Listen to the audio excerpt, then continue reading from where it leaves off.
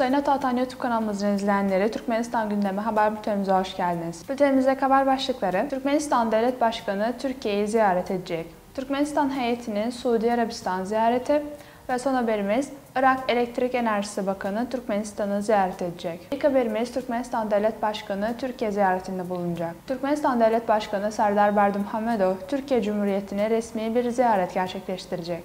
Bu konu bugün Türkmenistan Devlet Başkanı tarafından düzenlenen Bakanlar Kurulu toplantısında bildirildi. Vatan Ana Haber Bülteni'nde yer aldığı üzere Bakanlar Kurulu Başbakan Yardımcısı Dışişleri Bakanı Raşid Meredov, Türkmenistan Devlet Başkanı'nın Türkiye Cumhuriyeti'ne yapacağı resmi ziyaret hazırlıkları hakkında bilgi verdi.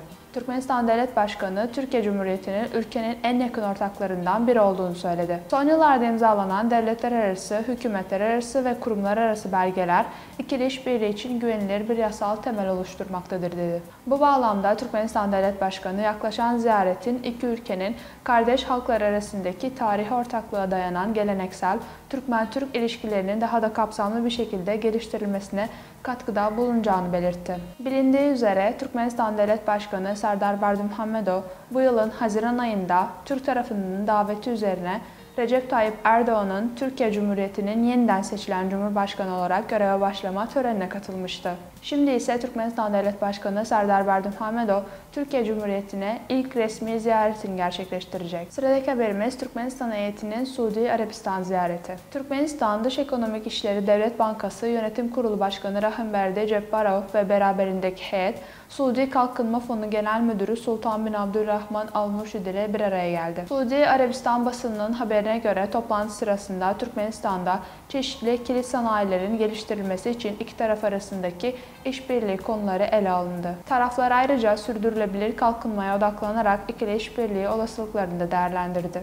Riyad Daily haber ajansının haberine göre Türkmenistan ve Suudi Arabistan Dışişleri Bakan Yardımcıları Berdiniyaz Matiyev ile Valid bin Abdülhakim Al-Kuraç, 4. Türkmenistan-Suudi Arabistan dış politika istişarelerini gerçekleştirdi. İkili ilişkilerin geliştirilmesine yönelik durum ve beklentilerin yanı sıra bölgesel ve uluslararası gündemdeki konular ele alındı. Ayrıca bakan yardımcıları iki ülkenin çeşitli alanlarındaki işbirliği konularını detaylı bir şekilde görüştüler. Ayrıca Suudi Arabistan'ın Türkmenistan Büyükelçisi Said Osman Ahmet Süveyd, Türkmenistan'ın Suudi Arabistan Büyükelçisi Oraz Muhammed Çariyev ve Suudi Dışişleri Bakanlığı Asya İşleri Ana Müdürlüğü Başkanı Muhammed Al-Matrafi de istişarelerde yer aldı. Son haberimiz Irak Elektrik Enerjisi Bakanı Türkmenistan'ı ziyaret edecek. Bilindiği üzere Türkmenistan Petrol ve Gazı 2023 konulu 28.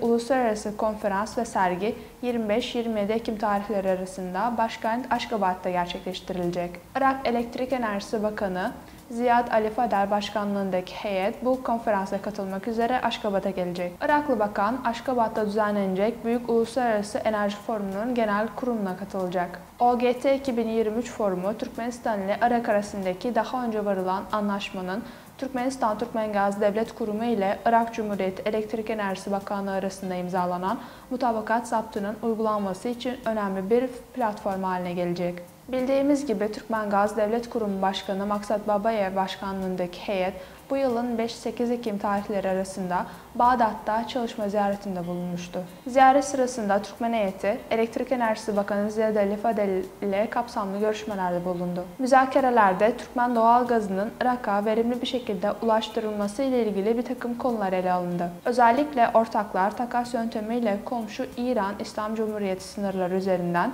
Türkmenistan'dan Irak'a gaz sevkiyatı ile ilgilendiklerini ifade ettiler. Bu bağlamda bölge yılda 10 milyar metreküp Türkmen gazı almaya hazır olduğunu belirtti. Ayrıca taraflar gaz sektöründe gelecekteki işbirliğinin hukuki, ticari, mali ve organizasyonel koşullarını da kapsamlı bir şekilde ele aldı. Sayın Atağatan YouTube kanalımızın izleyenleri, Türkmenistan ile ilgili Türkçe haberlerimizi atağatantürkmenistan.com haber sitemizden takip edebilirsiniz.